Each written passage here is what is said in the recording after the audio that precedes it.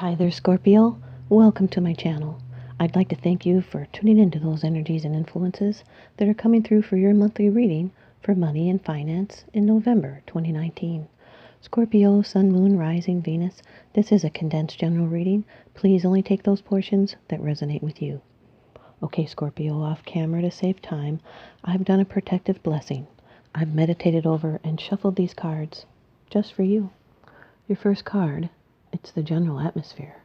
It's the background and the basis of the matter. Number 2 of the major arcana in the Rider-Waite deck, the High Priestess. This can be a Pisces, Sun, Moon, Rising, Venus. This card represents hidden knowledge. This can be deep secrets, hidden influences. This is the link between the seen and the unseen. It's latent power to manifest before a new life. It has to do with divine truth and wisdom and nurturing the spark of creation. This is the connection with the unconscious world, esoteric studies, unrevealed future, hidden influences at work. This card has special value for artists, poets, composers, and mystics. And when this card appears in a man's reading, it can represent the perfect woman all men dream of. Or this is you if you're a woman, a quiet woman. This card represents the unknown, and it's a time when it's better to sit still and seek peace within the self. Seek awareness and be still and listen to your inner knowledge, because you can answer your own questions, something that you know. This is a card of understanding and wisdom, and you know the correct path to take in this current situation. You yourself may be of guidance to others, or are currently in the process of receiving guidance. This is feminine wisdom that considers all viewpoints. It's open to the world view without judgment. Nothing is completely black or white. All things must be considered equally. This is trusting gut feelings, wanting to be alone, listening within, recollecting, concealing, observing without judgment, keeping a secret. Your second card, and this is the energy that's crossing over your path. The Six of Pentacles, Scorpio, Earth energy. This card represents the equal give and take of money. This is someone's moon in Taurus. This is harmony and others sharing with you in a just way. It's being in a balanced position concerning the income and the outflow. It's good things coming to you and going out from you. Can be the approval of a loan, or a friend or family member may lend or give money to help out. But money owed will be paid, and prosperity should be shared with others. This is a win-win situation. Dispensation, giving and receiving, equality and fairness and gifts. Can also be given of your time and companionship. This is someone being charitable and supportive and benevolent. And the needy is submissive and needful and appreciative. The giver is rewarding others, making donations, paying bills, mentoring of others, giving of their time and companionship. This is using your money to make more money. But if you only give thinking that it will make good karma, then that is a selfish act. The scales there can represent Libra. This is partners that are kind and generous towards each other. This could be one-way charity or debts. It's a good omen regarding money or a health upswing, even reaching out to doctors. There's fairness here and using your abundance to help others, and a feeling of relief at having received assistance. Karma, cause and effect. There's no financial stress here. The High Priestess with the Six of Pentacles represents charity. And now your third card. This is how it affects you. This can be your attitude. The Queen of Pentacles, Scorpio, Earth energy, Taurus, Virgo, Capricorn, Sun, Moon, Rising, Venus, male or female in a general reading. This is someone that's generous and benevolent. And they're regal. They're practical and capable and orderly. And they respect money as a tool, but they do not worship it. She wants tangible results from the money she distributes or offers. This is security, can represent a mother, and its harvest after much labor and prudent uses of resources. This is someone that's protective and nurturing and resourceful. They're down to earth and fertile and healthy. They're a homemaker, and they love gardens and growing things. They love nature. They're affectionate and caring. They're clever and they enjoy gossip, and they love the good things in life, and having acquired them, they're content to spend their life enjoying them, and they're satisfied when they get what they want. This can also indicate help given of a practical nature with material concerns, and they teach us that what is cherished must be cared for. This is someone that puts a high value on stability. She's the part of us that revels in gardening, cooking, craft making, massaging and being massaged, all physical sensations that leave us feeling content and whole. She is our love of comfort and luxury, yet she will still be frugal about it. Could be that someone is not showing how they feel or what they want to say. And this is taking some time to consider all the options before proceeding. The High Priestess with the Queen of Pentacles. This is a loner. And she sees through people to what they are really like. She's caring and she likes to keep order. And now your fourth card. It's the card of the future. It's the outcome, the results, and the advice. The Knight of Cups, Scorpio. Water energy, which is your element. Cancer, Scorpio, Pisces, Sun, Moon, Rising, Venus. Knights are travelers.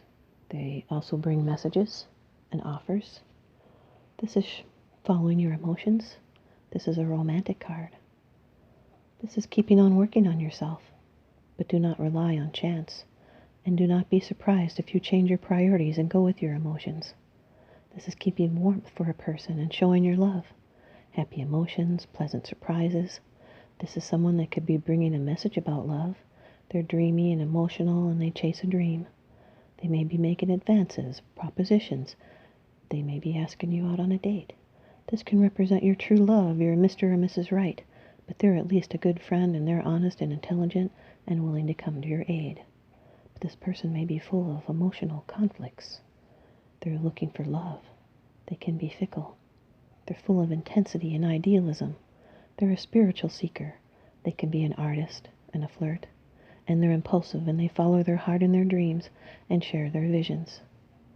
They love art and beauty, and they're always looking for ways to bring more into their life. This is a soul connection. The High Priestess with the Knight of Cups.